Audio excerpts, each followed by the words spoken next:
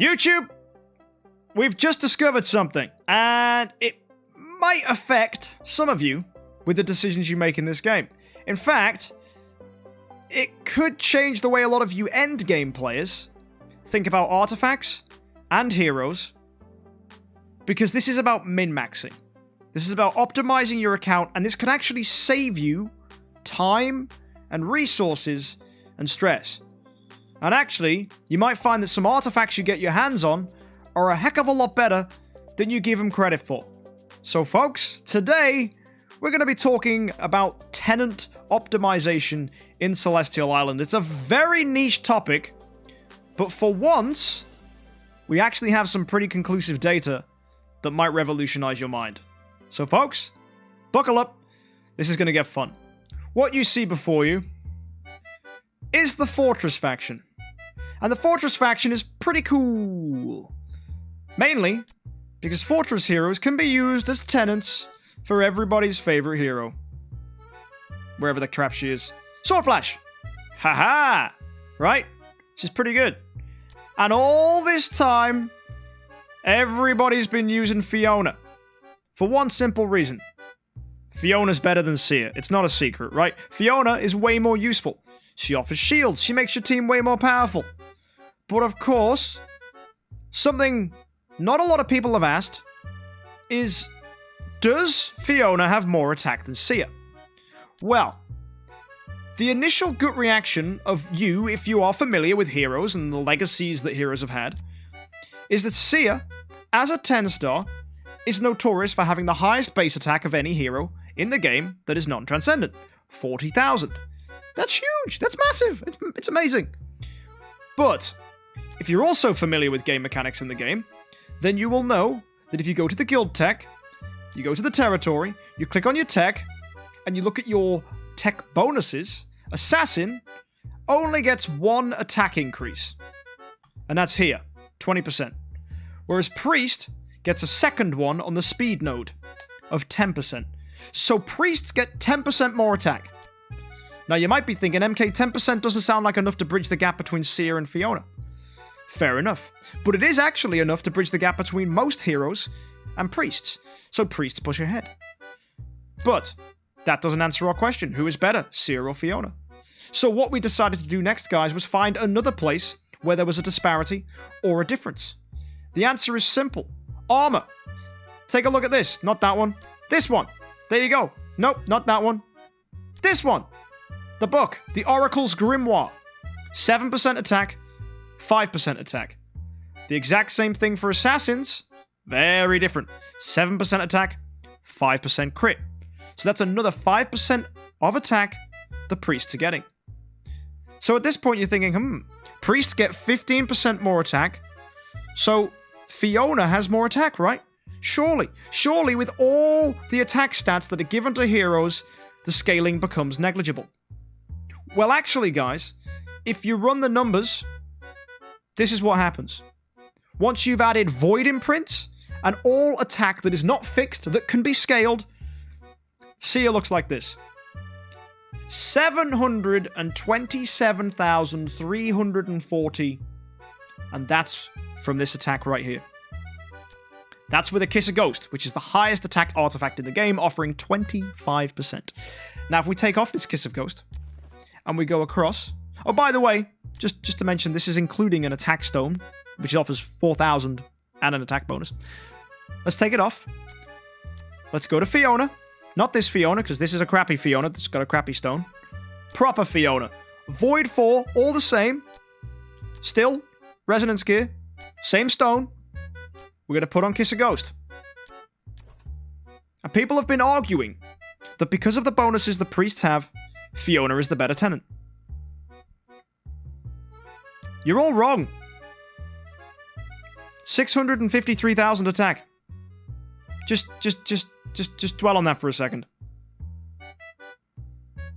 Seer is a better hero than Fiona as a tenant, assuming you just need her as a tenant. So if you've done Seal Land 25, and you don't use Fiona anymore, it might not be a bad idea to build a Seer. Who has more HP? Well, obviously Fiona's going to have more HP. But attack is what matters. Attack's what we get hype about, right? Attack's the stat. However, the maths is not finished there, ladies and gentlemen. No! There is still one more thing that will potentially blow your mind. And that is one simple thing. How attack scaling works in this game. Attack stats all benefit from percentages. And the percentages all pile on top of each other. And it's pretty miraculous and magical when that happens. So people just assume a higher percentage gives better stats. So folks, watch what happens when we go with what is a typical choice for a tenant, right? Let's say you need something that's offering a high amount of attack. Echo of Death. Well, I don't have an Echo of Death right here, but Echo of Death offers 18% of attack just like a Demon Bell. So let's stick on a Demon Bell and see what the attack stat is. Ta-da! 620,000. That's pretty good. But guys, because of scaling and how attack changes with heroes levels and with all the other percentage bonuses, did you know we've been doing something terribly, terribly wrong that is about to blow your mind? This will genuinely change the way you collect artifacts in this game. Look at this piece of crap. Have a look at Rage of the Dragon. This is not the only one of its kind, by the way. Every single faction, Abyss, Fortress, Shadow, and whatever the other one is, Forest, that's the one. I always forget that one. That offers a lower percentage, right? Of course. This is obviously worse, right, than Demon Bell. 2,700 attacks, nothing. Look at this. I'm rocking 620,000. How could 2,700 attack possibly do anything? Well, guys, remember that word I said before? Scaling. Watch this. The attack stat went up.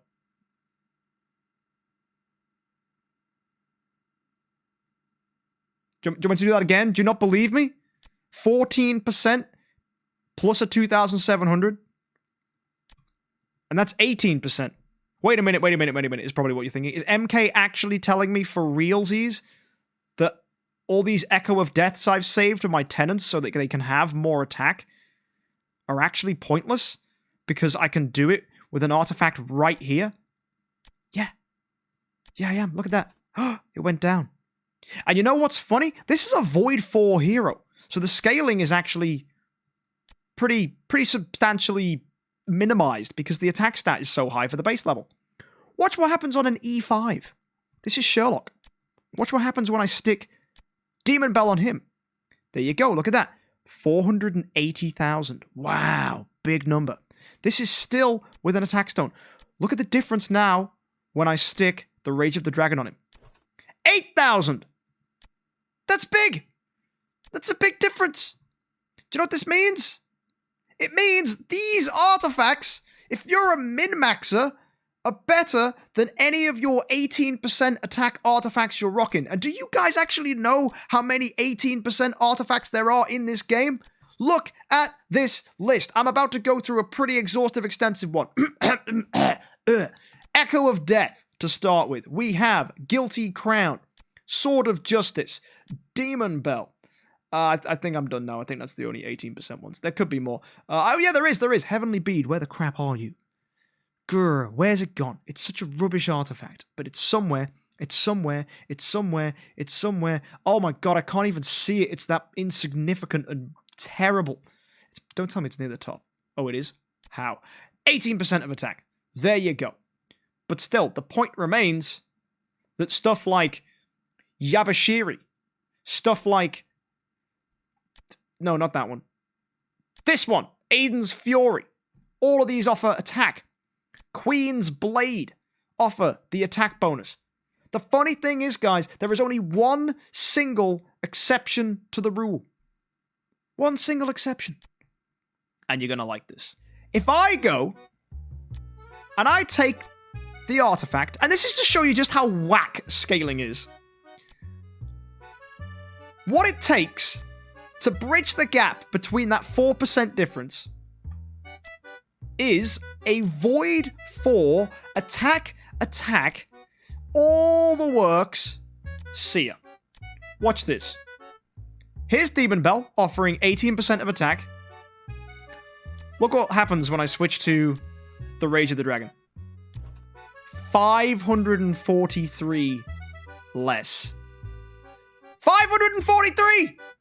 That's nothing! That's completely negligible!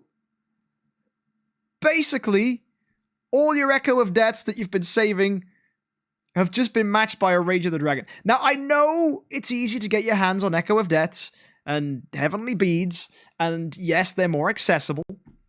But if you want to min-max and you want to go crazy, exclusive artifacts that offer a fixed attack stat alongside a percentage attack increase actually give better stats than anything that offers 18%. Obviously, if you've got something like a Candy Bar or Magic Stone Sword or stuff that's in the 20+ percentages, then of course they're going to get, they're going to beat this.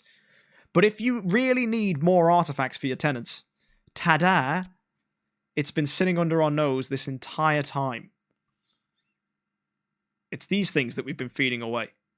Same goes for HP, by the way. If you want to boost HP, actually the best way to boost HP on a hero is stuff like Rune's Power, King of Demons. They're basically Plate of Courageous exclusive versions. But people knew that anyway, right? People knew that offered the loads of HP. This is the revolution. So, yeah, kind of cool. Obviously, Kiss a Ghost should be going on your highest attack ones. Kiss a Ghost offers 25% attack and HP. Kiss a Ghost is pretty good for a tenant. But if you've ran out of Kiss of Ghosts, I'm telling you, Rage of the Dragon's not that bad. Oh, and by the way, before someone actually brings it up in the comment section, you're probably wondering, MK. Look, dude. There's one thing you forgot to mention. You're right, there is. There's one thing I haven't mentioned yet. That's this, the guild store. We have a new skin for Fiona. And Fiona's skin offers 3% attack in its base form and 6% attack in its legendary form. You might be thinking, MK, 6% attack. That's actually quite significant. Sure, 6%'s pretty good. Is it enough to bridge the gap between Fiona and Seer? Well, let's find out. Here you go. There's Kiss a Ghost. And by the way, this is wrong. Attack is not increased multiplicatively, but I'm just going to do this anyway for the sake of it. Let's go 653 times by 1.06. Right? We're about to see what the stat's going to do. Doesn't even break 700,000. Right? 6% of attack doesn't even take it over 700,000. And that is with Kiss of Ghost, and that's doing the maths wrong. That's giving her more attack than that 6% would have given her. I'm sorry, but even with the skin, Fiona cannot beat Void Force Seer. So if you're looking for the most possible attack on your Sword Flash, this is the hero to run as a tenant, not Fiona. Mic drop, you're welcome. Peace.